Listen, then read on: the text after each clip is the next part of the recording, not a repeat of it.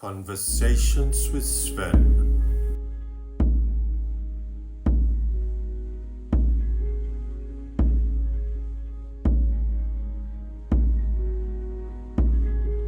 Welcome, I'm Svend. This is Conversations with Svend. Today we are moving into something new and exciting. We are initiating nature talks, deep dive conversations. I am here at Cynefin in Carmarthen. I am here with a group of people that I've come to know, respect and love for who they are and the work they're doing, especially in the area of social prescription and nature well-being. I have with me today Matt Lister from the Pembrokeshire Coastal Forum. I've got Sue Christopher, who's representing Welsh and Wales. I've got Sam Evans, who is the Coed Woodland Manager in Pembrokeshire. And then I have Lleol, who is of Lleol Adventure adventure filmmaking, I was going to say. Right. I have Lleol, who is from Lleol's Adventure, Wellbeing and Yoga. And then we got Richard Rees of called Celtic Deep. I also have with me today my team, Caitlin and Gus, who are adventure filmmaking students at Trinity St David's University of Wales, and we are here at Cynefin, which is also Trinity St David's and Coed. So this is a day of celebration of teamwork and what has been accomplished in social prescription, outdoor well-being, and we're celebrating a recent finish of the Pembrokeshire Health Forum, health program. So let's begin with some brief introductions of who you are and what you do and what your connection is with social prescription. So Matt Lister, would you begin, introduce yourself and what your role is in regards to social prescription and outdoor health? Okay, my name is Matt Lister. I work for the Pembrokeshire Coastal Forum and I'm a programme manager for the Outdoor Health Project. Through that I coordinate funding for outdoor health programmes and work with outdoor providers across Pembrokeshire who actually run programmes for people who want to sign up and experience a 6-week programme of activities, well-being and experiencing nature and nature connection. So we've just finished working in 2024 with Lleol on a joint funded bid where we've provided 5 6-week programmes of outdoor activities based around water and the blue space.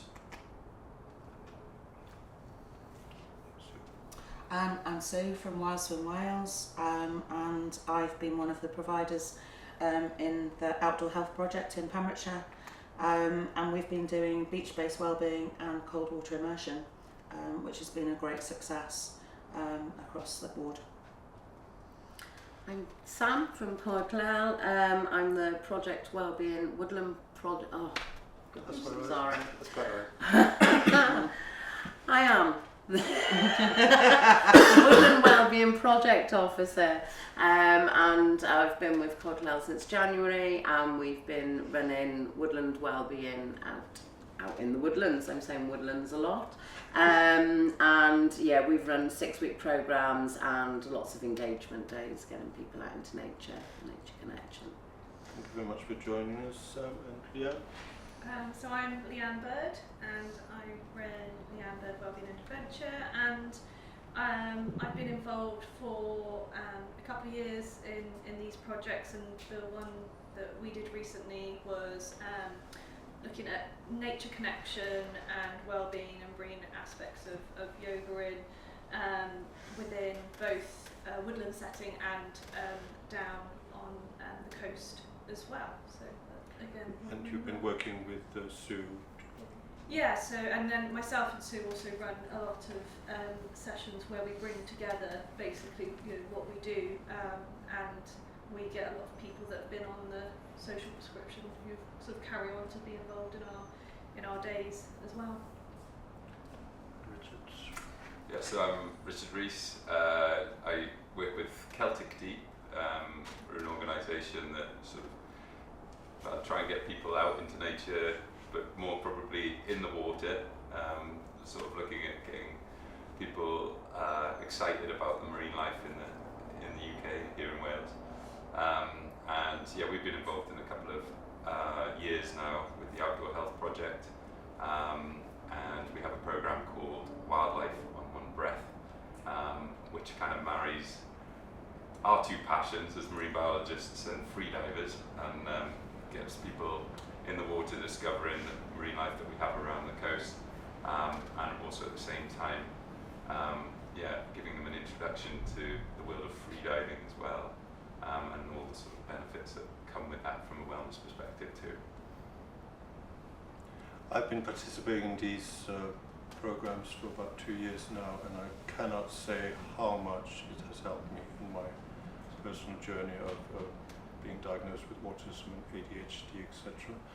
I will say at this point that we did invite Sarah Murphy, who is the Minister of Mental Health and Wellbeing in Wales.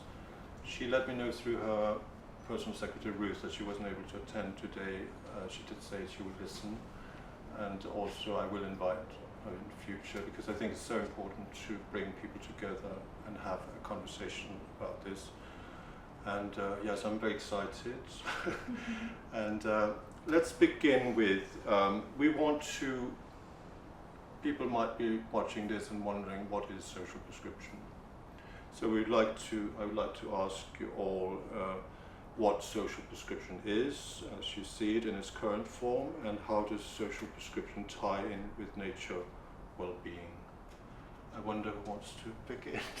Maybe Sue, I met you first. This has been an incredible thing for me to be guided in how to navigate the scenarios of the ocean. Of course, Richard and everybody here is involved in ocean activities, but I met you first. So let's begin.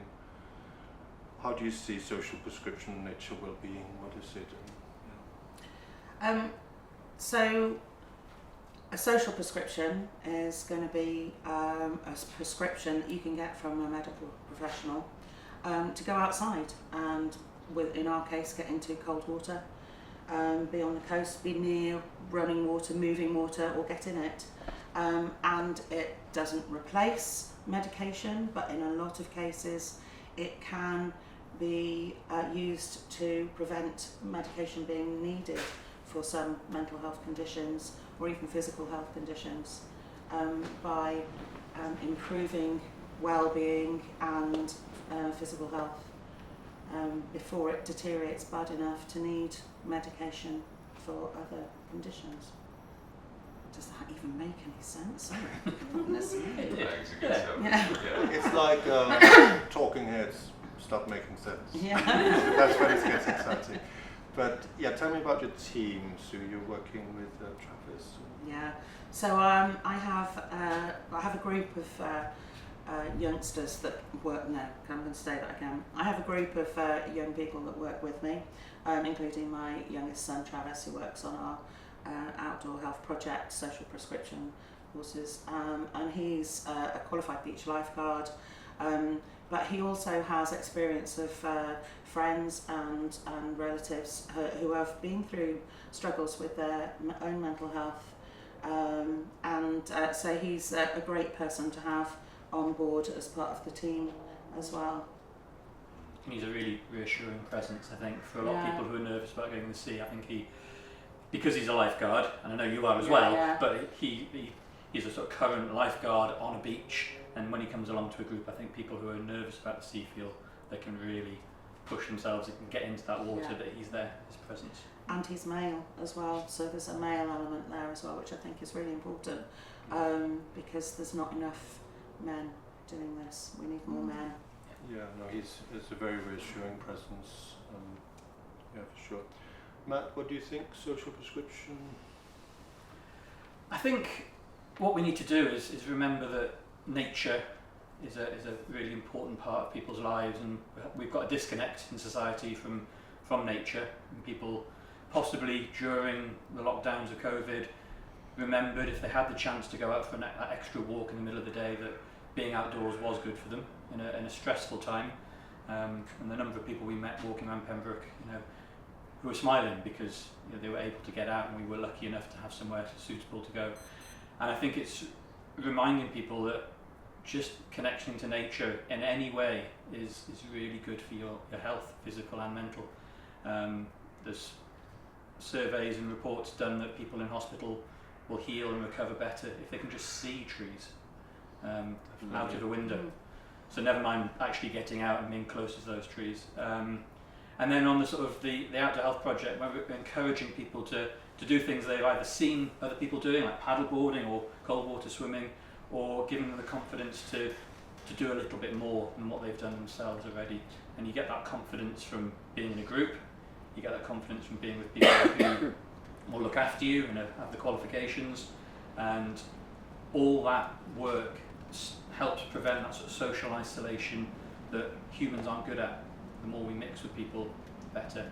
And that social prescription is any way of finding people who need that help in getting them outdoors. And the Outdoor Health Project is one way of doing that. And these active sessions are one way of doing that, but it can also be a less active, just being in nature and connecting through some breathing exercises and observing and just taking notice. And that's the important thing. Yeah. I think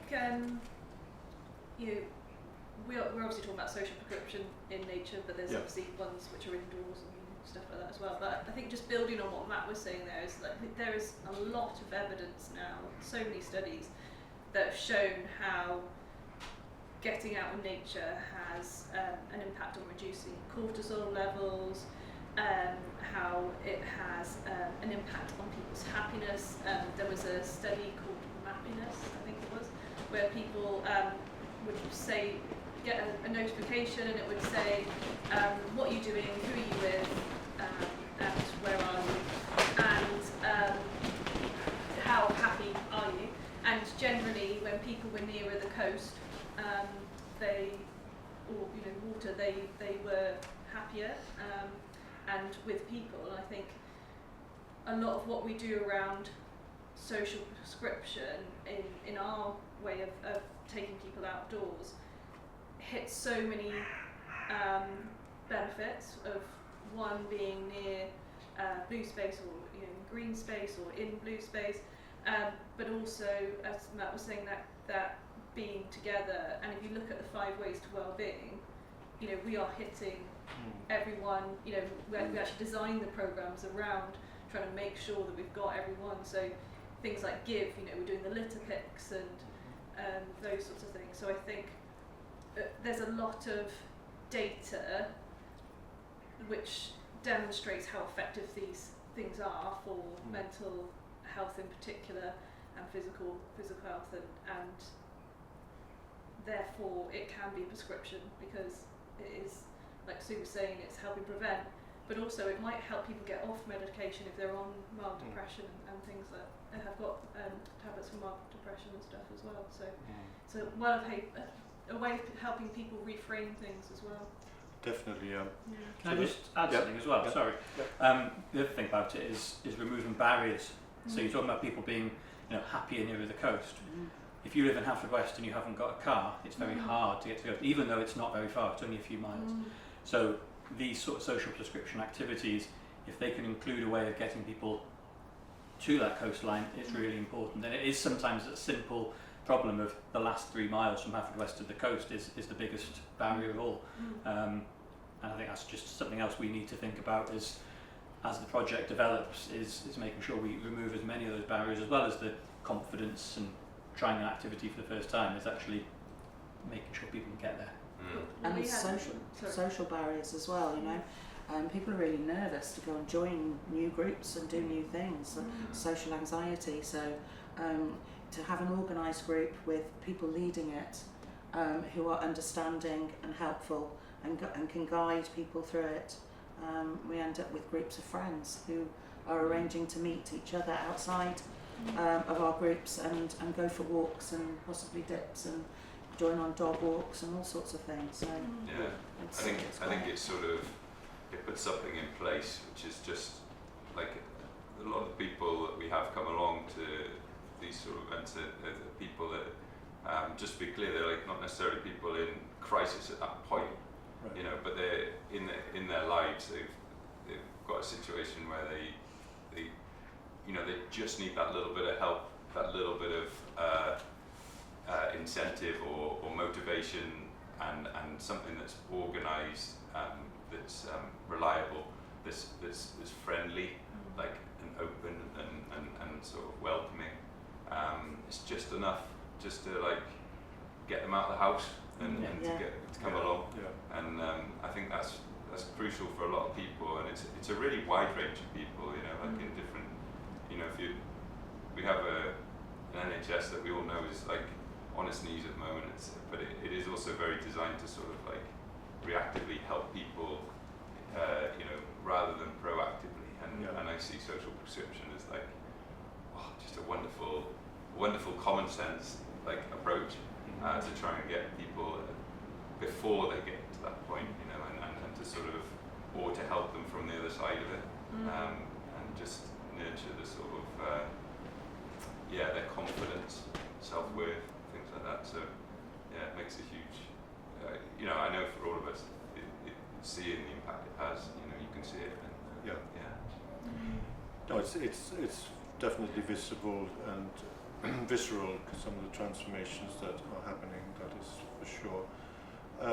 Wales is at the forefront of this area really of the world. I mean, I'm from Denmark, Scandinavia in many ways, but they don't have it in Denmark, and it is that kind of intermediate kind of intervention pathway of the community that is very prevalent here in Wales, and I think tackling those problems like anxiety, loneliness, it creates this wonderful sense of friendship and community, and I would like to say, as I've been participating in so many, and it's really, you know, I've got a group of friends now, and I know this is not just me, there's so many people that really feel just that little lift from having supervision and guidance to do something that that you wouldn't normally do, like, you know, let's just, Sorry, can I just add to that you as well? certainly can.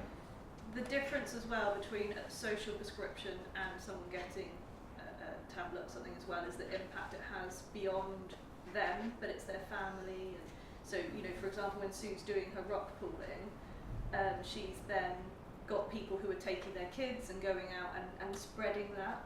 And, you know, same probably with your marine stuff, you know, I know with my Nature Connection, one of our participants was talking about how she was then taking the kids and doing some of the activities in the woods, you know, that the impact is so much wider than just that person as well. So I think I forgot to ask you. That's okay, that's fine. Yeah, well, I think everybody's covered everything, but I think, you know, it is just that holistic approach. I think if you look at the research, like Dr. William Bird's done a lot, which I deliver in the Health Walk Leader, in the Nature Health Walk Leader training, is about that we are essentially hunter-gatherers, Right. and we need that social like element to it as well, where we're coming together as community, but also like when we go out to the woodland, even though we may not know what the food is now, but our brain, our reptilian brain, knows that there's food there, that there's shelter, that there's warmth, and we haven't evolved from that. No. But now kids are on phones, and you know, families are on phones, and there's that disconnect. And yeah, when you take people out into the woodlands or onto the beach, it's, you know, you see that calmness, and as you say, with neurodiversity especially, it's, you know, it's the ability, you were talking earlier, Leanne, about like emotional regulation, and it's just something that the anxiety goes, because we know that we've got everything that we need, even though our conscious brain probably doesn't know that. And it's, you know, it's fascinating to see people go out into that nature and just like decompress. It's lovely. You can see it, yeah. can't you? Yeah, it's just that amazing, like, Yeah, and absolutely. you're like, yeah, that's what it's about. It is measurable as Yeah. well, isn't it? People's Yeah, blood pressure absolutely. drops. Oh and yes, yeah. Cortisol levels Yeah. go up. Yeah. Yeah. Shoulders go down, you know. Yeah. You can hear people sighing. Like, Yeah. you know, just like, oh my goodness. Oh. Nice, yeah. Let's just help each other with the 5 ways to well-being. Let's help each other. This is not a test. But, So we do one each. yeah. I go first now. Yes, Richard. Would you like to give one of the ways? Well, I'm going to start with an easy one, which is is being in touch with nature. Then being exposed to nature. Yeah. Being active. Being active, yeah. And what else? Learning. Keep learning. Learning, yeah. Give. Be of service, yes, and take notice as well. Observing. Oh, Matt, yes, Definitely wasn't panicking then. And find connecting, and whether that's with people or place or wildlife or nature, it's connection. Also, And what Yourself. we've found in our programmes is that they really do hit all 5. yeah. In fact, as I said before, we actually engineer them too, but they would do even without us engineering it. But we then make sure that people are aware that this is what we are. These are the 5 ways of well-being, and these are the ways to help you to feel better. And on that, we asked the providers who are going to work with the outdoor project to actually design that physically and written down so we can see. I can pass that on to then a medical professional to reassure them that these sessions aren't just about going for a walk in the woods, but by going for a walk in the woods or on a beach or taking part in a swim, you get all these benefits. And it is simply that first 5 minutes when the group's arriving, people are chatting. Yeah. Not necessarily about what's about to happen, but just their days or why they were late or what they had to do with the dog before they came out. Yeah. But that's that connection, that human conversation, and Yeah. not everyone gets that. And Yeah. that is just as important as physically doing a swim or getting on a paddle board or anything else. Yeah, and the nice thing about these groups that we have is that if you arrange to go out with your friend, they might just call it off at the last minute because something's got to come up and they can't do it. But with these groups, we're not necessarily 100% there every week, but most of us are there most weeks. And so the group is always there for people who need it. And no one's let down, so no one has to miss out because everyone else has cancelled. That group is there. And it's nice for people to be able to rely on that on a Tuesday morning. I've got that for me. It's that And that's consistency, really isn't it? important. One of the things that you made clear in your programme as well is that at least one of the facilitators should be the same person each week as well. Yeah. And I think that's really important for people who are struggling with mental health or neurodiverse, is that having that consistency. So as well as it's that time, they know that at least you're going to be there, I'm going to be there, Sue's going to be there. Yeah. And on that consistency thing, I think as well, we also try as much as possible to work out after a 6-week programme where people can go next. So we'll try and work out where the clubs are, where other sessions are, where similar things are happening that we can tell people about, because we know a lot of people enjoy that 6 week and they almost rely on it, and then it stops. And what you don't want to do is then drop people back down to where they started off without any benefits. If they haven't got the ability to do something themselves and carry it on, we need to provide them with that pathway of something else. And that could be as simple as making friends with people in the group and saying, same time as this session has been, we'll carry on going to the beach and meeting up. Or it could be joining a club or taking part in something else, and having that ability to pass people on is important. I'm glad you brought that up, because I think continuity is kind of the thing, the main theme of every last session that we have. What comes up, it's like this need for continuity of why can't they've made good friends, they've got a strong thing, like how do we keep this going, and if we have got the minister listening today, really all that comes down to funding.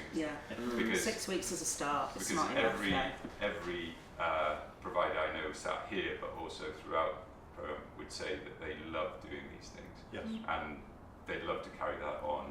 And some of us have got clubs and things that we've set up to try and facilitate that continuity a bit more, but that's all then voluntarily done and all the rest of it. So I think if we're looking for, I know this is early in the conversation to bring up, but like it's I think that's what we're after, right? Yes. Absolutely. 6 weeks is not quite enough.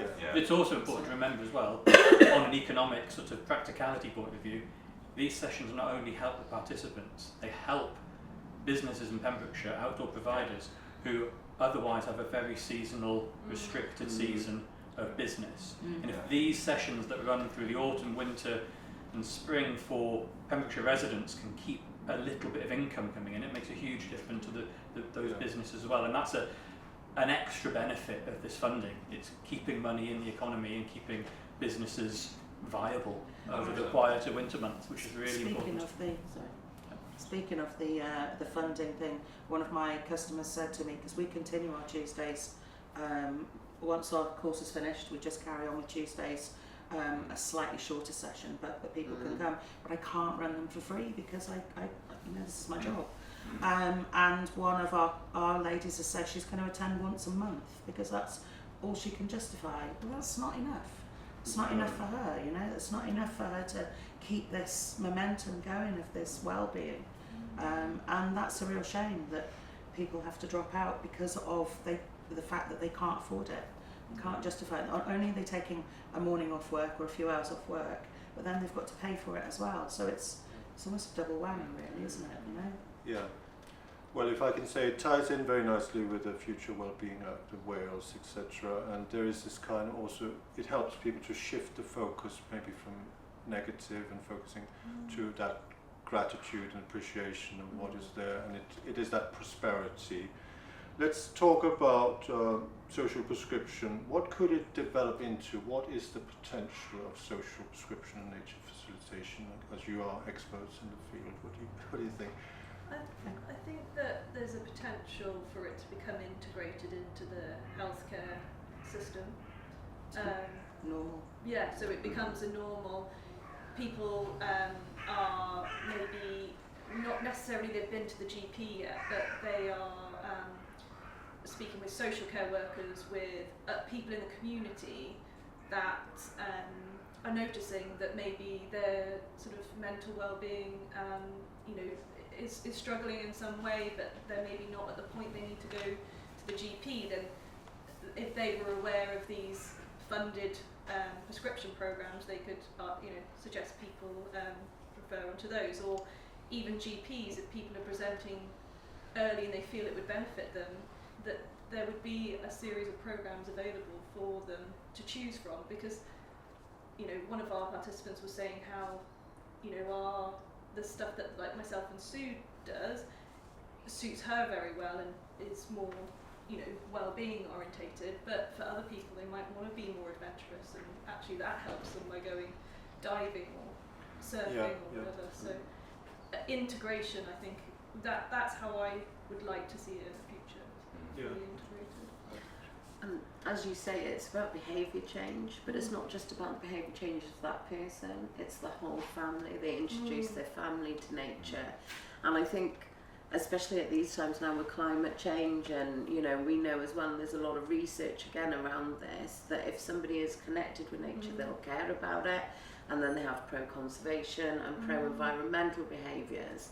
And we need to do that as families, that families are out there together and connecting, and generational, and that sharing of knowledge, that grandma knows the plants and and what their herbal method, what they can be used for in that way, and and I think that's really important, that families come together. We've run lots of family programs, and that's been lovely to see that. And even the parents getting into their imagination, like making mini dens, and and the children and the parents playing together.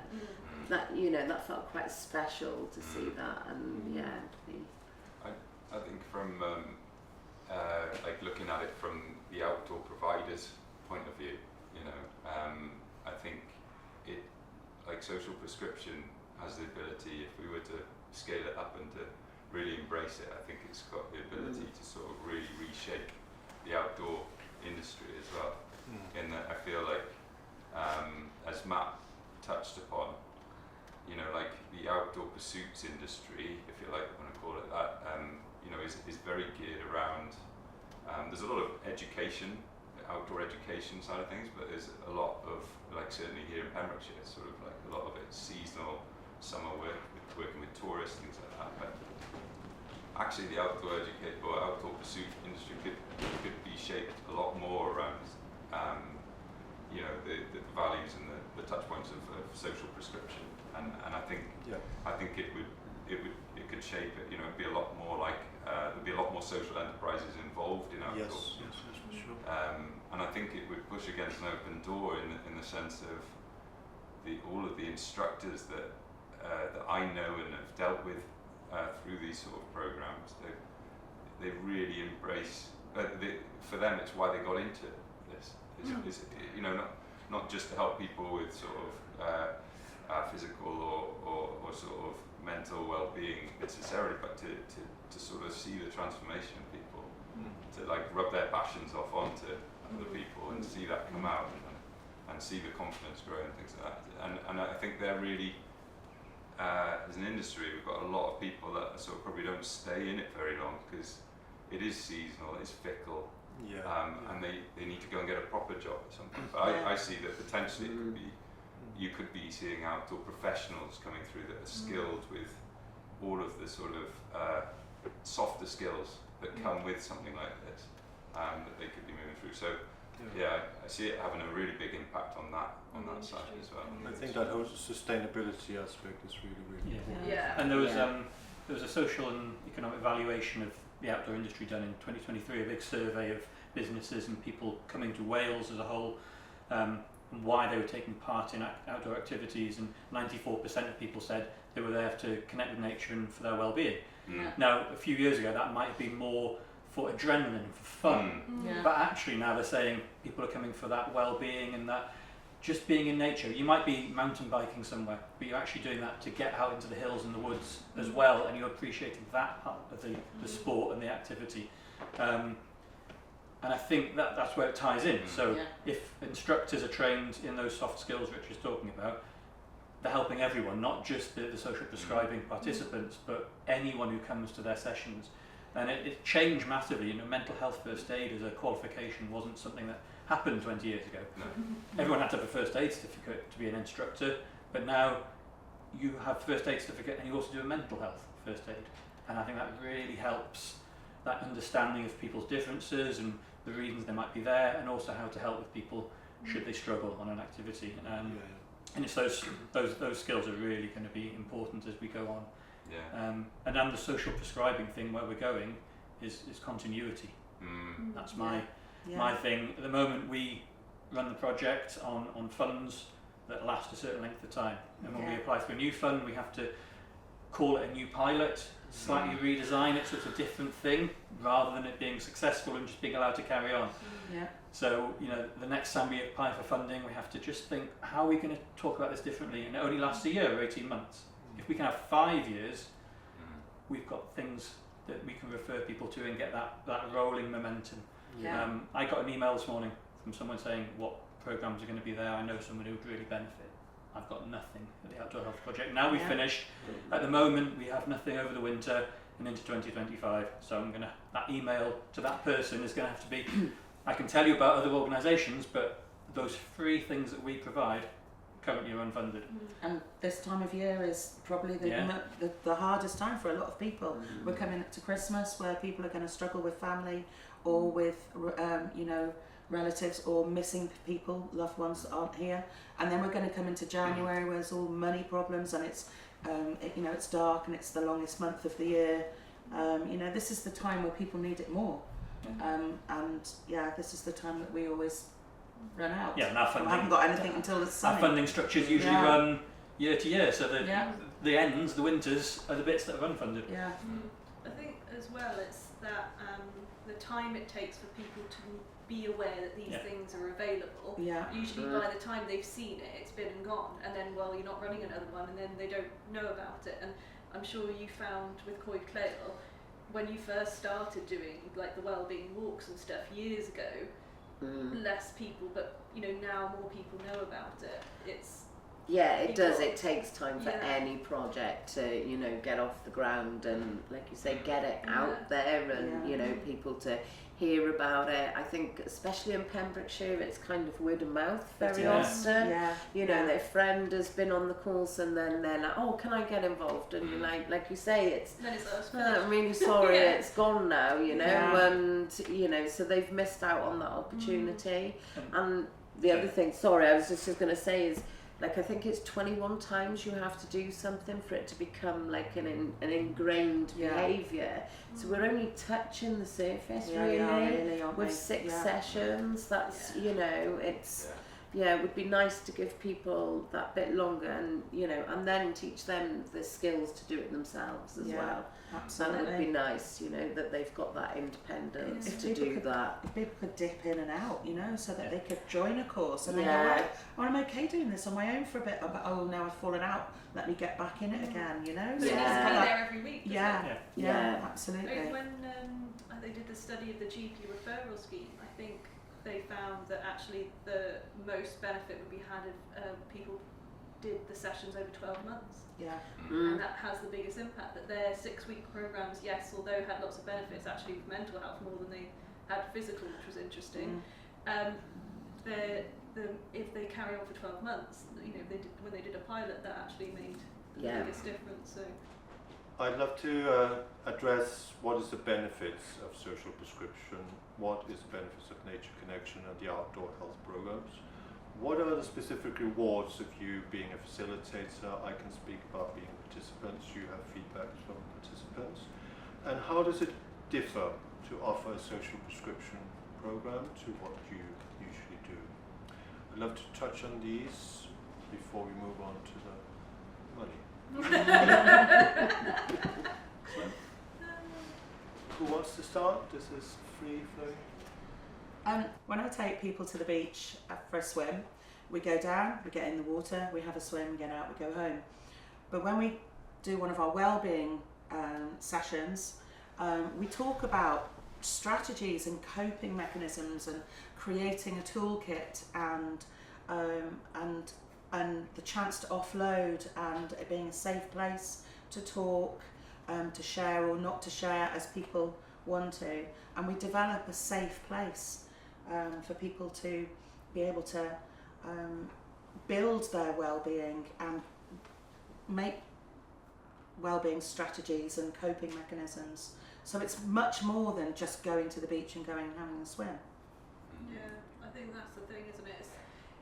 We've developed what we would normally do in the outdoors to add in these various aspects, and to help people voice, I think sometimes, you know, how nature can help them and help them sort of have this self-realisation of how important it is, so that they continue to do it, because I think Coed did, like you say earlier, teach us to that how important nature was to us, but we really help draw that out of people and get them to understand those benefits, and hopefully keep them going back and be connected more with nature than if it was just a normal session. And you want to give people feelings and memories that they can go back to. So when they're not in that environment, they can still tap into the feelings they had Yeah. then and get that benefit again. I think is something you work on really well, and make sure people have the mechanisms and the skills to do that, and just tap back into it. Yeah. And how they can then carry that on. Maybe they're, you know, having a stressful day at home, but how can they then just use nature to go and have their cup of coffee in the garden, rather than having it whilst they're trying to do loads of jobs in the house, just to have that little break to try and manage their own well-being when they're away from the group as well. Give them the skills to be able to continue this without the group's help as well. And like you were saying as well, was the strategies we give them as well, they don't have to be in nature to use those as well. So, you know, like be it the breath work or those when we're getting them to look at the 5 ways to well-being, it might be that they're taking notice when they're with family or whatever. So it's sort of beyond the nature side as well. Yeah, I think lots of tools to add to the toolkit, isn't it? Yeah. I think looking at it like our sessions for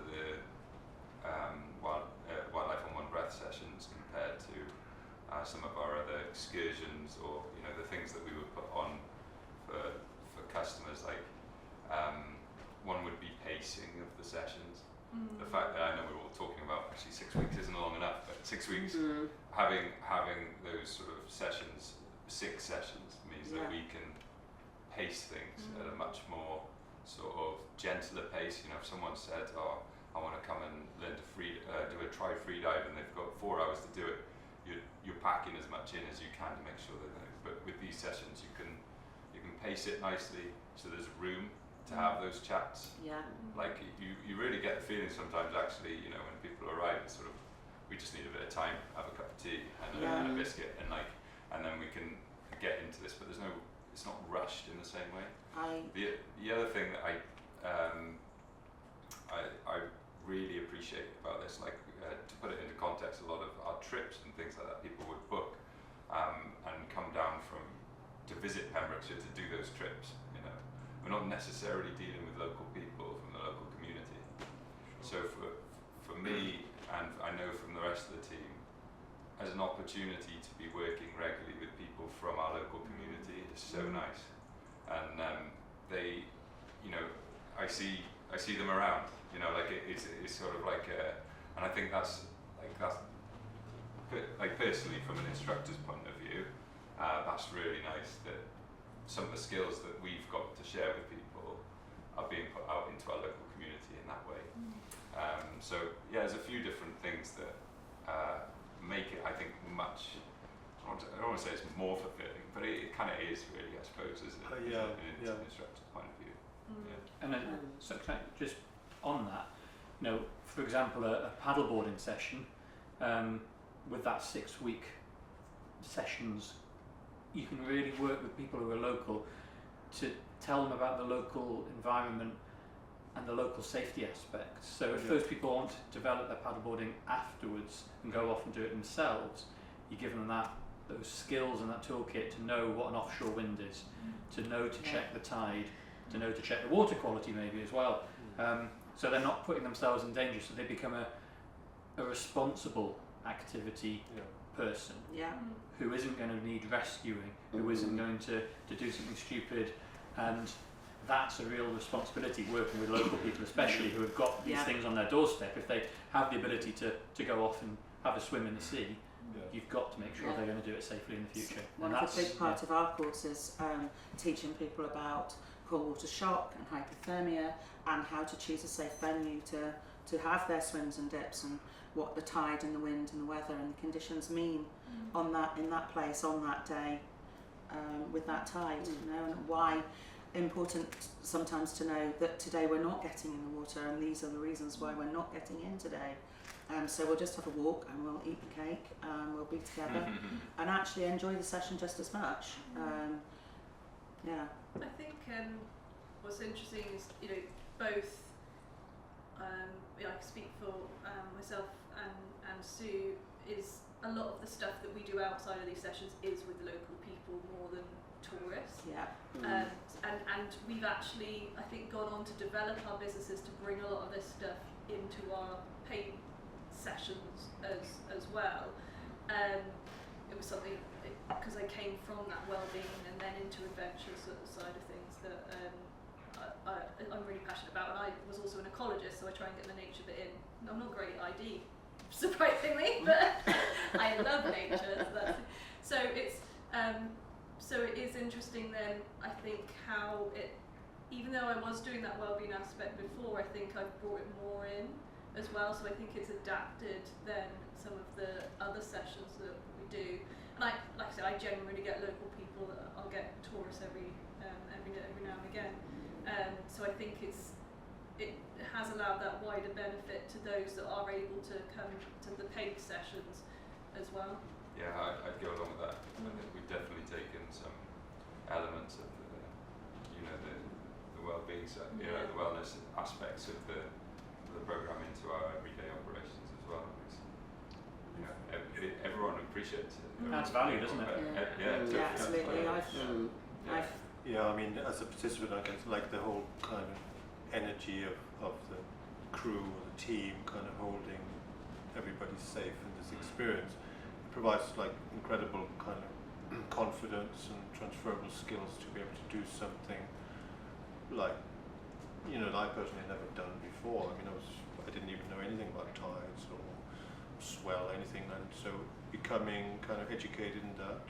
What about you, Sam? What do you think? What's the difference, and what do you particularly like? Well, it's really interesting listening to like everybody about their knowledge and sharing that knowledge with your local community. I always think of things as like, you know, I talk about woodlands and like that we can learn a lot from woodlands. So trees, then they share resources, and this is what I'm kind of getting from you guys.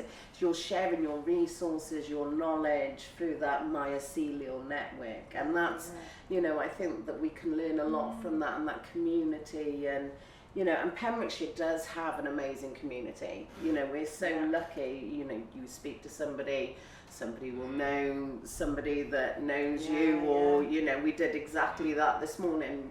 We haven't met before, but I knew somebody that knew you, and that's, you know, and that's you know, that mycelial network. If we can get that knowledge out there through that, and there's, you know, you've spent years getting your skills. You know, you're the like mother trees now. You know, it's like sharing that out, and I just think that's something, really special for me. I love that. I love teaching people to go and do it themselves. Yeah, that's what I get my dopamine, and you know, and when you hear that people have gone off on their own, and you know, it's just it just gives you that sense of. No, it was so just, you know, as a small part of that. You know, and And you know, I mean, I think like because I sort of grew up in Pembrokeshire, and I sort of know how small it is in terms of a community, and how tight it can be. But also, if you're suffering from mental health problems and things like that, can also be quite exposing as well. Because everyone knows you, everyone wants whenever they bump into, oh, what are you up to these days? That's the question I know people struggle with so much. You know, and when you've got programs like this running, and you've got something to talk about that you've been doing on the week. Oh, I'm into cold water swimming now. I'm into freediving now. Conversation happens, and that suddenly becomes a really nice interaction. Some words being spread. And it's a positive conversation. For me, even though I know it happens, but like one of the there's still a little bit of surprise and I suppose gratitude when you hear at the end of the programme people talking about how it has made a difference to them. It's a bit of relief, I suppose, that, you know, like, I don't know why it's like imposter or something, but it's like, oh, you know, because you are giving yourself and hoping, you know, that it will make a difference, and to hear then, you know, people saying they're able to regulate their emotions better, deal with family better, they, you know, it's, you know, made a difference to what they're going to do beyond the set, you know, all those sorts of things. It sort of is, it's really humbling, and we would like to say, to know you've made a difference, but there's still that surprise to me. What is nice is I get to see the last session of every programme. And that is the consistent theme that runs through it all, and it's so hard to record that, so hard to bottle it, and that would be the most powerful thing we can do. You know, if you know, you can write it down, people can write words and they can say them to people, and it's great, but that is the most powerful thing we've got when we're talking about future funding and making these things happen again, is those benefits to those people after that 6 weeks, and it's constant and it's consistent, but also the anxiety and the slight worry that it's coming to an end. That is also consistent, absolutely. And it's a regular thing. You know, what can we do to improve it? Almost everyone writes, make it longer, do it again, keep it going. And that's consistent. I heard someone say at a talk that went to a while back, I think you was there, Svend, about talking about smiles per hour, measuring the well-being in smiles per hour, I think that's particularly sort of relevant, really. I think the last session, you can see everyone is totally comfortable in the group, in their own skin. Measure the difference between their shoulders and their ears. And I think, yeah. Sorry, I was just going to say about inclusion as well. The great thing about outdoors and nature is it doesn't matter what background you're from. It's a great leveler of people. Yeah. And as you say, at the end of the week, they're you know, at the end of the 6 weeks, they're a team, and it doesn't matter where they've come from, and you know, people don't have to have anything wrong with them to benefit from it anyway. Yeah. You know, it's and everybody just is level, and I just think that's great. That's what it's about, inclusion, not So, segregation. I think nature is a very great equalizer that everybody is, Yeah. you know, but it's, I can speak so much about my experience. I will, because we will be making more documentary films with Caitlin and my team about this. We are going to move into something that's very important, which is funding, is money, is resources, and this is for you, Sarah Murphy, Minister of Mental Health and Wellbeing. We have aligned this side, we are working together. So let's talk about where does the money for funding currently come from, and how could we attract a potentially wider range of investors? Would it be possible to get sponsors that are ethically aligned with this? And how would a longer term sustainable model, like if you had 5 years of funding for these nature well-being projects, how would that change the way you do it, and how would this economize or save money for the NHS, the National Health Services, and why is it important and urgent to invest in these areas now? I mean, these are questions, so we can dip in and out of this as a framework, but let's begin with Matt. It's a question for you, isn't it? Where's the current funding? Where does it come from? I mean, it's for everyone, but you would be able to. So this year, 2024, the Outdoor Health Project in Pembrokeshire was run in partnership with Coed, who had access to SPF funding from the government, and we worked with Coed to develop the 5 programmes. The year before, we were funded by an NRW project, which was to increase nature connection in communities around Wales. And looking forward, we have people at PCF whose job it is to look for funds and to apply for that funding to see how it can fit the Outdoor Health Project. So at the moment, we're looking at a 5-year bid for a national lottery, People and Places Fund. But the problem is, all of these projects are distinct periods of time, which are quite short quite often. By the time you started at the project, got the funding, planned the year, a lot of that time is already gone. So this in 2024, our first programme didn't happen until July, even though we'd had the go-ahead to get the funding in March. It takes time to set everything up, to find out who's going to do the activities, lining up when they can do it, sorting all that stuff out, and then advertising it, promoting it, finding participants, and then talking to the health boards and the GPs to let them know that's happening. So what tends to slip is those big organisations, the health board for example, it's very difficult to talk to the people who might be doing the prescribing and talking to patients who might benefit, because by the time we get to those people, half of the year is gone and there isn't much to actually refer people onto. So self-referral is really good for these short programmes where participants can sign up themselves, which is fantastic, and that word of mouth thing happens. So longer term funding would free up us being able to talk to GPs and say there is going to be a programme every month, or overlapping every 2 months there'll be something available in the north, the south, the west of the county.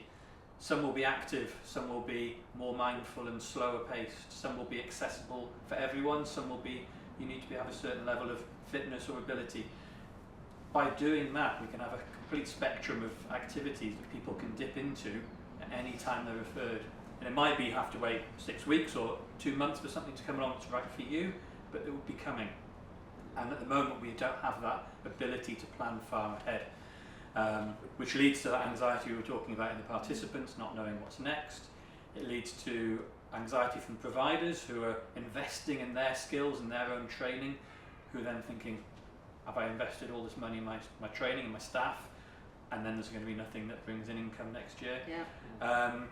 So what we need to ask is how the health boards and the GPs want to use our services. We've got this model. How do they want to access it? What can we do to reassure them that the programs are beneficial to people, they're safe, they're accessible, they're inclusive, all those things. We can tell you that, we can tell you how people have benefited in the past, but we need funding to keep doing it for long term. And that's where we're working at the moment. And I think that ties into the Future Generations Acts, like a prosperous Wales and a resilient Wales, etc.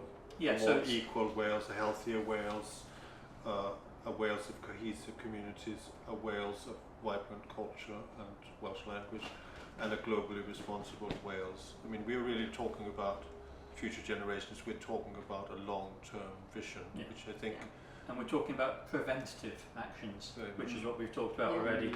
That yes, we know there's a mental health crisis. We also know there's a nature and climate crisis. These activities can prevent people becoming a bigger problem in the health environment, but also we can use those activities to help people learn about the climate and nature crisis. They can help themselves by doing things to help the climate, to help nature. So it starts feeding back, and you start getting this momentum that people are feeling better about themselves. They're also able to help the environment, and they feel better about that. Yeah, So definitely. we can tick off all those Future Wellbeing Act things by getting in there as quickly as possible and as early as possible. Which is prevention is one of the 5 ways of of delivering the act, isn't it? And collaboration. We're bringing together so many different organisations and local businesses, and it is epitome of what that act was developed for. Yeah, so we got the 5 ways of working. It's long term, it's integration, it's involvement, and it's collaboration, and it's prevention. Which I say we would achieve all of those goals by Do you long-term think, funding of the Outdoor Health Project. do you think there's a potential for like a Welsh legacy, like, because Wales really is pioneering in this area, isn't it? It's just like using the resources of nature. So we got Wales. Maybe we can speak a little about the Hiraeth. I find it's longing. You can tell me specifically exactly. But also Cynefin. We are here at the Cynefin Green Health Hub. And is there a potential for really like tying this in with the Future Generations Act? And I'm thinking like economizing, saving money, but also saving human suffering. I mean, I personally think, that having mental health problems in this world we live in is a logical consequence of living in a world that is so stressful in so many ways. I just feel in this area in Wales, it's just natural that being like Dylan Thomas, he could not write without Welsh, the Welsh landscape, for instance. What do you think? Like, maybe I should pause a little bit. Is there potential for really taking this into something that could become like a Welsh legacy project or a regeneration kind for Wales? I think that Wales were, world leading in developing the Wellbeing the Future Generations Act in the first place, and the fact that they created the Act is one thing, but delivering the Act is another thing. So I think there's a very good opportunity for Wales to be a thought leader in, okay, yes, we created this Act, but actually this is a project that is really going to make a difference in actually meeting the requirements of that Act. So I totally think that's an opportunity. Wales leading the way, Yeah. showing the rest of the country and the rest of the world what we can do. Yeah, I think it's a message shouldn't be that this can only happen in Wales. No. Sure. Like it's like such a but for us to be able to put out there a sort of a model for it would be incredible.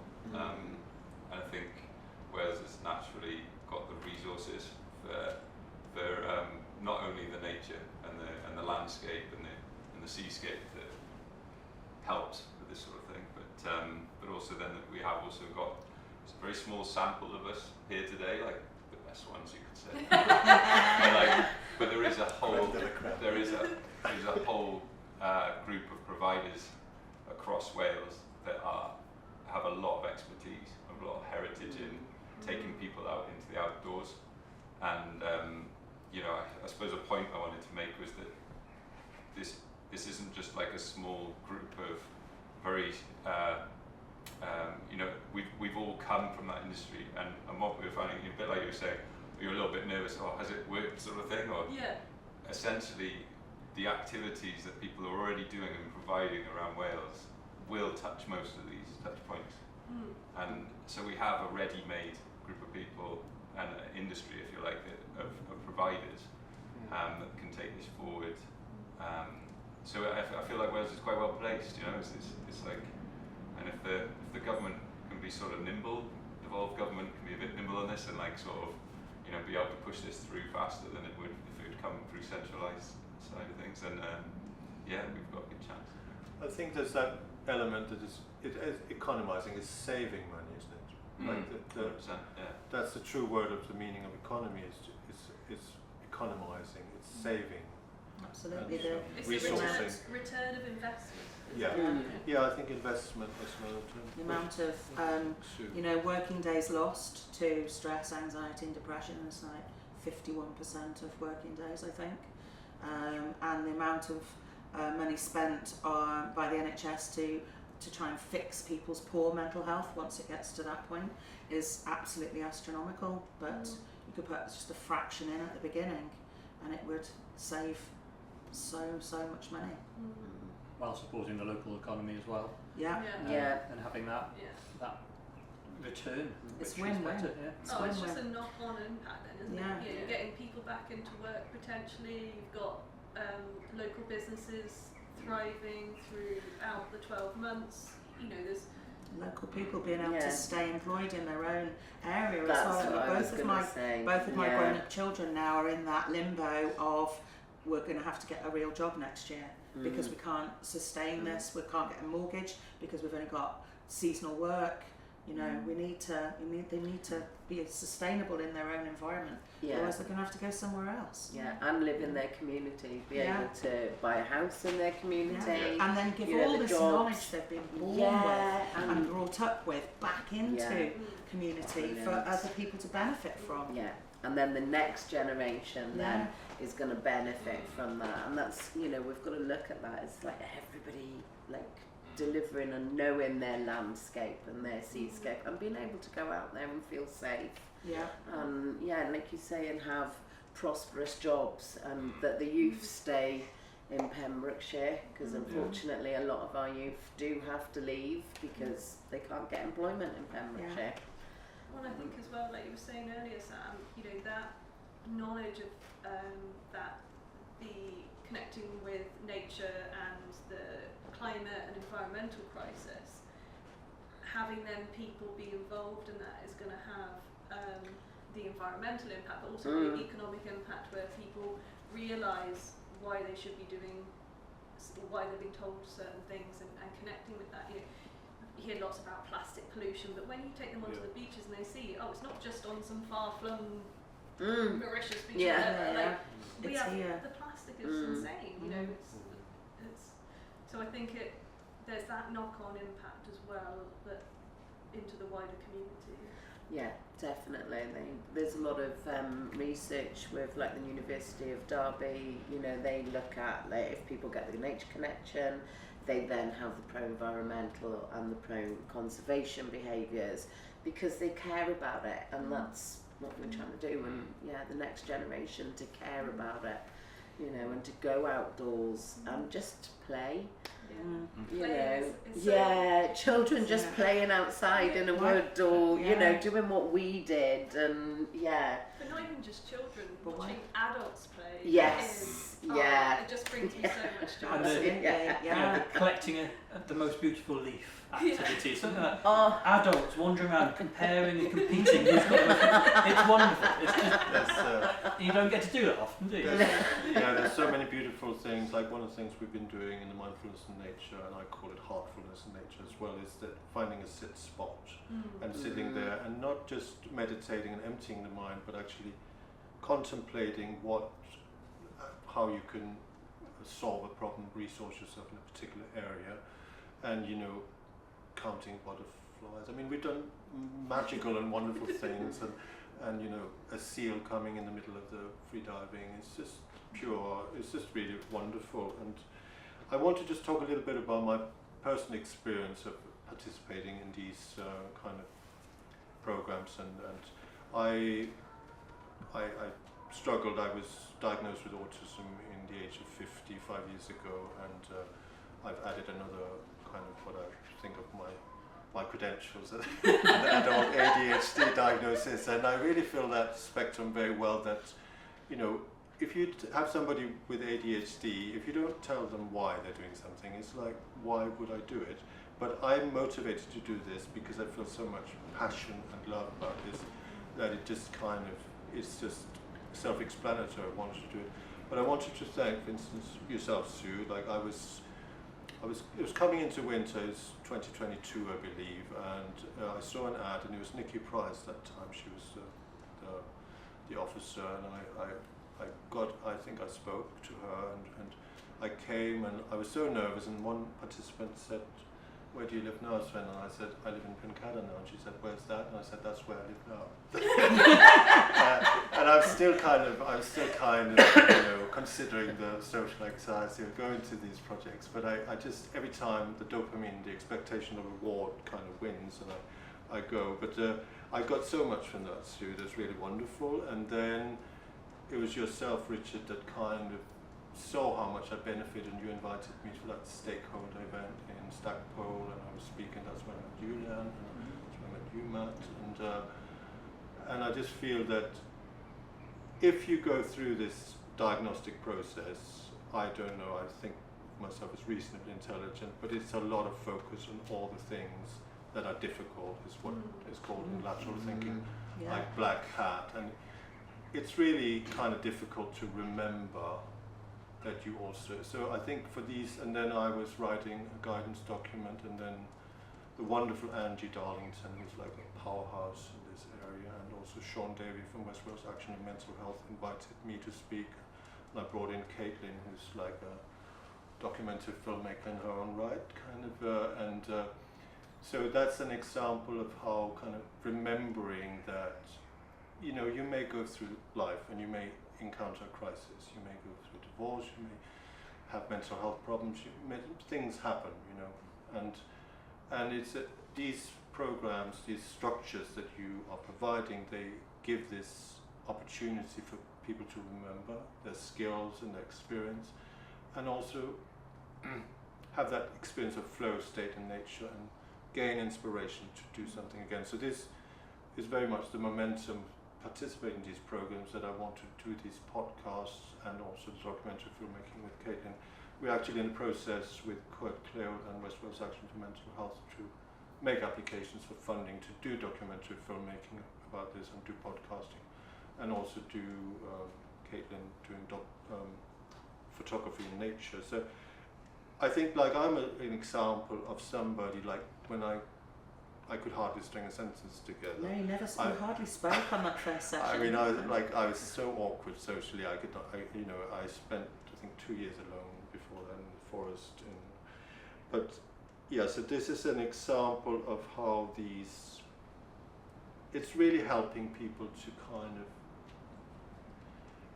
You're not just a bunch of problems. I mean, everybody has got problems, and it's okay not to be okay, and that to have that space where you can express your vulnerability, and it's okay, and it's actually a strength to be able to express vulnerability. And I feel there's a culture, even though it's not always like you know, we might think in society that we've got this programming that people are saying that everybody's selfish and this and that, but actually people do look after themselves. But I do feel there's a culture in these programs where people do care about each other, and they do have each other's back, and they do kind of communicate, and so it's very wonderful. So I'm very grateful. It's really quite wonderful. You're becoming a great advocate of Yeah. outdoor health, social prescribing, and what you're doing with getting us all here, which isn't easy. Yeah. It's been a fantastic. It's been a fantastic start, and I look forward to what else you can do, Yeah. because your voice and your experience is And really your passion. valuable. Yeah, Yeah. your Um, passion. And It's been lovely watching you come back to you from being in quite a dark place. I feel like you're now the Sven, the real Sven. This is the real Sven. Funny and articulate and Very passionate and you know, all of those things. But the Sven that we met right at the beginning was withdrawn and depressed and a different person completely. So it's been lovely watching your journey coming back to the real Sven. I like the real Sven. Yeah. He can stay if that's all right. Although us as providers are really passionate about delivering these sorts of things, we don't necessarily have the time or the inclination to be really pushing and spending our time. We don't have the time, because I think if we did be passionate as well, you know, and so seeing you really pursue this and try and get these podcasts and get the voice of all these participants and all the facilitators and the importance is just so valuable, because you're helping us all have a voice Yeah. Yeah. and get it out there. As I've heard you say, Svend, you know, like it's actually the stories that count. You know, something like social prescribing. You see the words, or you hear the words, it's sort of it's all, and you hear the numbers. Oh, what's going to save the NHS? This, that, and the other. But actually, it's the people's stories that you're going to. You know, you are one, but you're also focusing on getting that out there with Cynefin as well. And I think that'll be really powerful in sort of moving people, either, you know, hopefully the powers that be, but also just getting people involved in it as well. You know, Oh, definitely. So basically, I've studied. I work within the film and television industry, and I was very much in the periphery. But however, I've been in quite a few films, etc. I studied a gentleman called Oren Clough, and it's how to pitch anything and flip the script, and it's this framing. So what I would like, we have the law on our side, and we also, you know, the law of morality and also the law of nature. You know, I would like to speak a little bit about. We are going through great changes collectively, globally, and I'd like to speak a little bit about this, the Welsh legacy, the regeneration, and this need for this longer-term sustainable stream of funding, and nature wellness as an integrated part of keeping people well, like prevention and early intervention pathways with the local authorities, health boards, potential investors, sponsors, wellbeing facilitators, etc. Who would be the stakeholders with this? And then I thought, this is one idea that I thought we could. I trained in emotional freedom techniques and matrix reinforcing with a gentleman called Carl Dawson, and they have created this program called FAST, which is Frontline Assisted Stress and Trauma Relief, offering that to the NHS. It's done online through tapping and various things like that. But have you thought of, as a way of maybe creating this like partnerships with like local health boards and offering these kind of programs to healthcare staff, GPs, nurses, ambulance drivers, etc., as a way of stress relief and trauma relief, and then also maybe influencing the decision makers within the system? I thought you could create it. I haven't thought of the anagram, but I thought slow. And you know, have you thought of offering that as a way of kind of influencing the decision makers? I'd love to be able to do that. It's really difficult getting to talk to the right people to be able to facilitate that. There was a program for NHS staff a couple of years ago where they could sign up for a wellbeing thing, and quite a few of them NHS staff came on and did our safety course that we did, around a 6-week safety course for Welsh swimmers and anyone that's using the coast, which was kind of a good thing for them. But it seems to be little bits trying to get through to the people who the money, you know, people who have the funding. We know that we can make a difference, but it's trying to get through to the right people to be able to get this offered across the board. We're good at what we do, but we don't all have the time or the resources available. You know, if I spend 4 hours trying to email people or contact people or have meetings with people, I don't get paid for that time. That's my time I'm giving, and when I'm trying to make a living as well, it's not a sustainable way to be able to for me to work. So trying to do that part of it as a provider is almost impossible. I need other people to do that bit, and I can focus on doing the good bit that I do best, which is delivering the sessions. That's where my strength comes in. It's delivering the sessions and not going to meetings and talking to people about funding. That's not my strength at all. I have the time and the Yeah. funding to do that. That's you. And it's still not straightforward. It is very difficult. I have spoken to people on the health board, given some presentations, you know, and it is going back to that dry thing that some people do need stats and they need, you know, words and numbers to make decisions.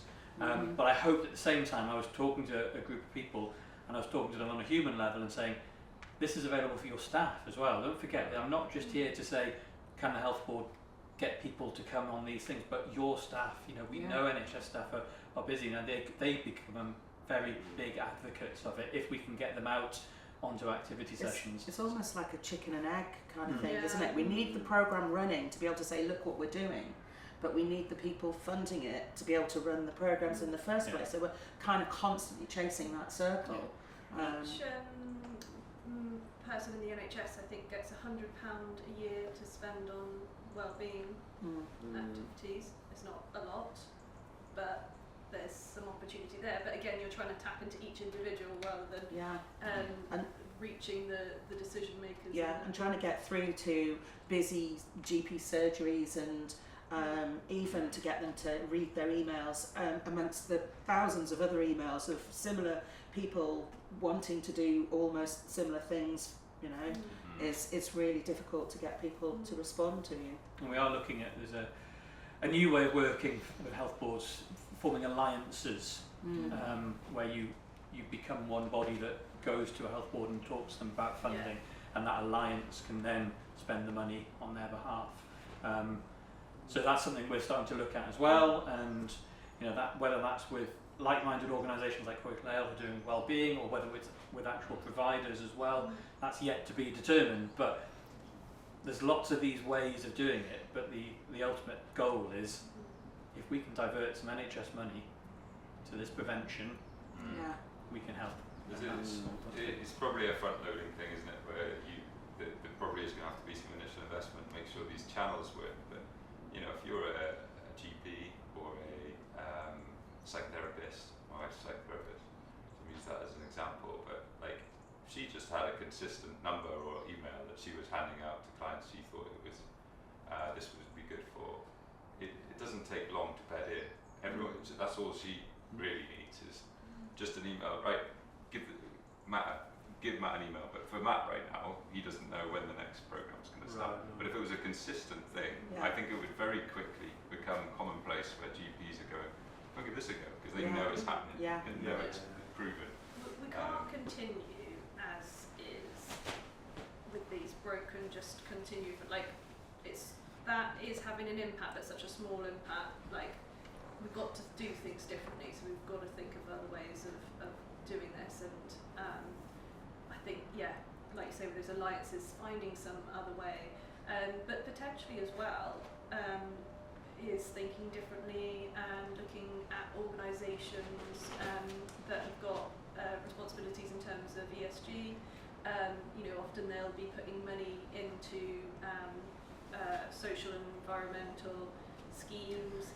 There's a few schemes I've seen where organisations have signed up to, where if their staff go and do a volunteering day, they get tickets, and then those tickets add up to them being able to spend the money in the local community. There must be some way for us to tap into organisations in helping them meet their ESG targets, as well as looking to come directly through the NHS as well.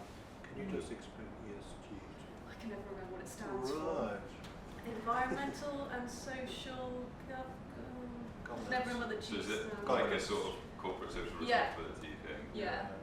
And so some will sort of put money into the local community and stuff like that, but it might be very hit and miss, whereas if you give them a programme they can sign up for that's hitting environmental and social and health impacts, and it's an easy win, I think whatever we do, we've got to make it easy for people to be involved, Yeah. break down barriers.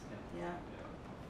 I think what I'd like to say to Sarah Murphy, as you're listening to this, as a Minister for Mental Health and Wellbeing, that you hear so how can we co-create these kind of financial structure to see this as an investment into mental and emotional, physical, creating those financial structures for well-being to avoid an impending mental health crisis. And what would you say as reasons to Sarah Murphy as a Minister of Mental Health and Wellbeing, why does it need to be why does there need to be investment now?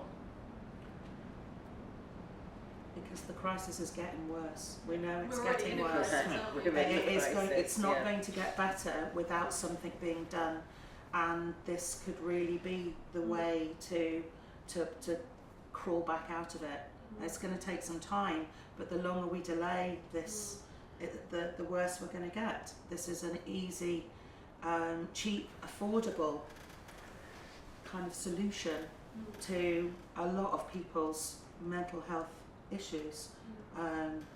It could be. I think as well, there's a lot of people displaying multiple health issues now. They may have fibromyalgia and have depression, they may have PTSD, they may have neurodiversity. There's so many multi-factor health conditions now that things like this have a benefit on multiple things, whereas when they're just trying to go, okay, you've got to treat this and treat that, that costs so much money. And yes, you still probably need some of that with a lot of the conditions, but if you can reduce that, there's that added benefit of It's that trying to get to the root problem rather than treat the symptoms. Yeah. Get to the root problem and try and which is often sort stress. out from the beginnings. You know. The psycho element of a lot of conditions is huge, and it's not that people are making it up, but the stress, underlying stress leading to many of these conditions, if we can help reduce that, we can help treat a lot of I don't like to use the word treat, but we can help assist in the treatment of help people manage it themselves Yeah. as well. build resilience, Yeah, and then absolutely. not rely on tablets, and because tablets only fix one part of it, the chemical imbalances and the And they're not a whereas- long-term solution. No, They're a no. short. The Well, they're side supposed effects. to be a Yeah. short-term solution. yeah.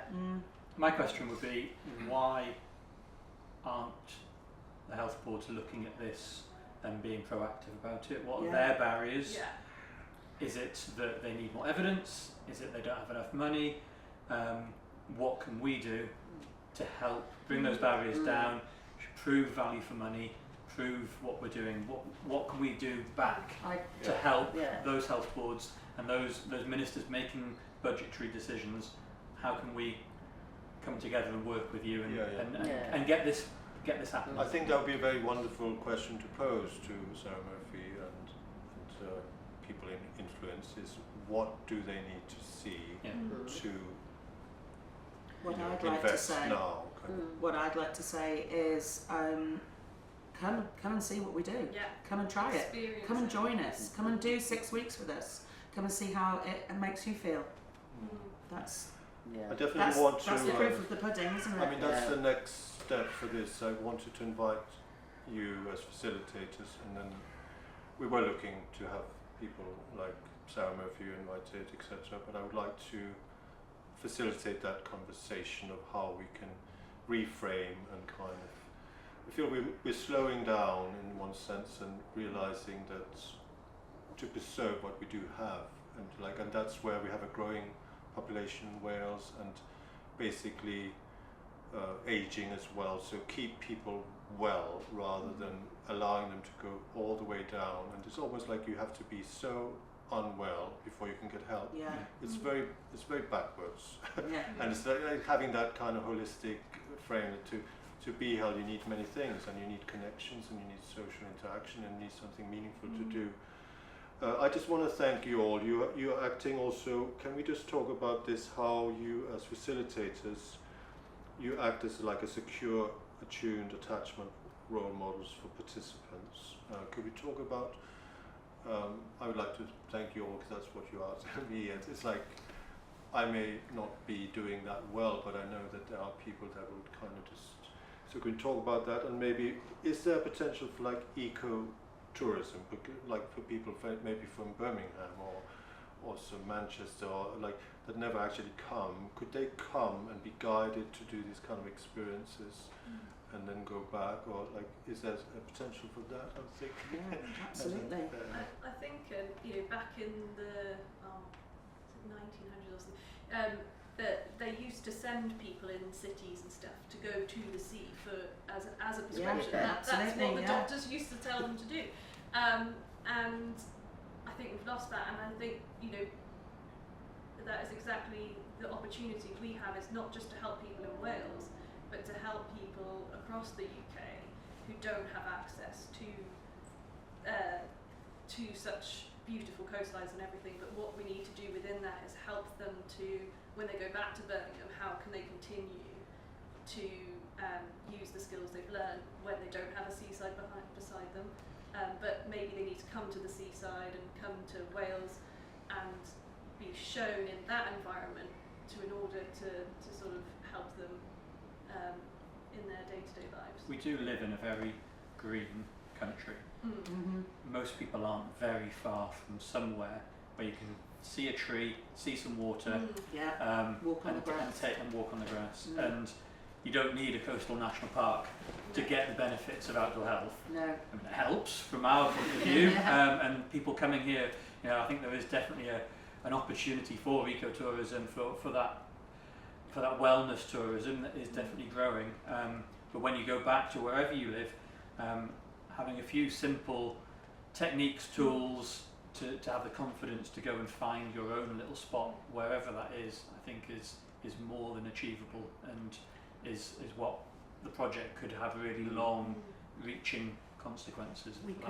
We could even teach other people how to be providers for this sort of thing, so that they could take it back to their county, their area of the country, and continue it in their own green or blue spaces wherever they are in this country as well, or the UK as well. And that's it, it's empowering people to create green spaces. Yeah. If they, because we have great access here in Wales, but in other places it's maybe not as good. And now the I can't remember who's done the thing, but I think it's the British Countryside Council has said that we should be less than 300 metres away from green space, and that green space should be over 2 hectares.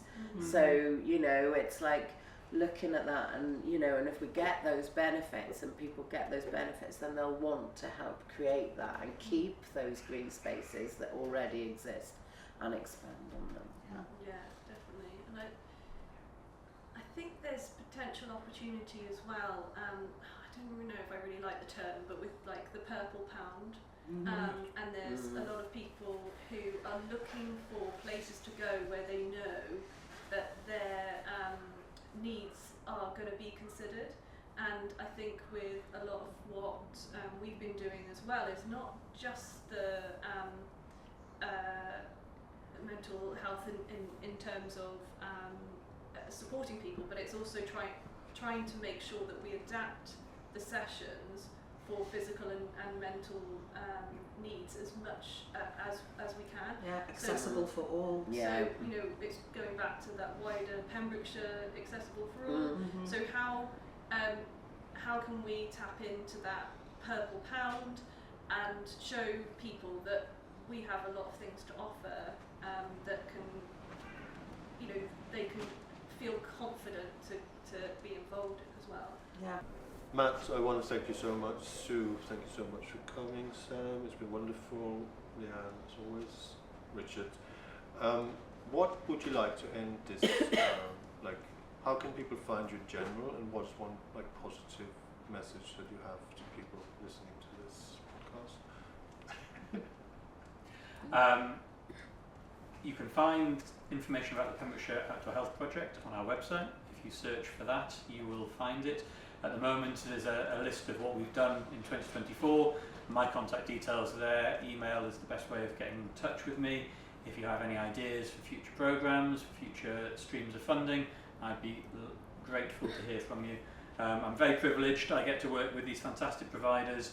I get to meet participants with all sorts of backgrounds, and I see their development and their changes that they go through, and it's just a fantastic thing. And I just really want this work to continue and to continue its good work. Sue? You can get in touch with Welsh and Wales, and we can tell you about the Wellbeing projects that we're doing at the moment.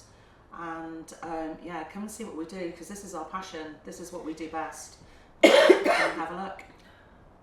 Okay, I would contact Small Woods, the Coed website. There's projects all over Wales going on, and that's always updated there with contact details and projects and things that are going on. Sorry. It's that time of the year. It's that time of the year.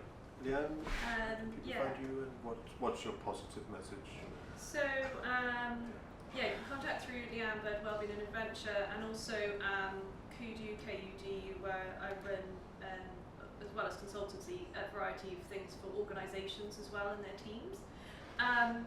And yeah, I just like, for me, I just want to see this become integrated into everyday sort of options for people. Like Matt said, I've seen the difference, and although it surprises me every time, it's just very, very rewarding, and I just want to get it out there more. Yeah, so you can look at what Celtic Deep does, celticdeep.org. There's a range of things you can get involved in, from swimming with puffins to sharks to doing this sort of thing as well. So what I would say is, I think, speaking from personal experience, you know, like having seen someone very close to me sort of how unwell they've had to be before they can sort of access support, it was already too far gone, you know, in some respect, and I think wouldn't it be wonderful to look back in 20 years or time or so and see that this is social prescribing is just an everyday part of the National Health Service, really, yeah, I'd love to see that really going forward. Less people are getting to that point. Exactly. Yeah. Thank you, Richard. Thank you, Leanne, so much. Thank you, Sam. Sue. Thank you, Matt. And thank you. Thank you, Svend. Thank you, Svend. Thank you, Yeah. Svend. And thank you to these two in the background, Caitlin and Gus, my team. This is a day of celebrating teamwork and moving into a new vision of what is possible. I want to say that my next podcast will be with my dating and relationship friends coach, Shelley J. Whitehead. I recorded that recently in London. And then we're going to move into another nature talk, deep dive conversation with Andrew Dockmore, who's like a pioneer in nature connection, human connection, and also Sean Davey from West Wales Action for Mental Health. Thank you very much, and remember, get your dopamine from going into nature, seek out these wonderful people, and you know, if you see this on social media, get off social media. We love you. Conversations with Svend.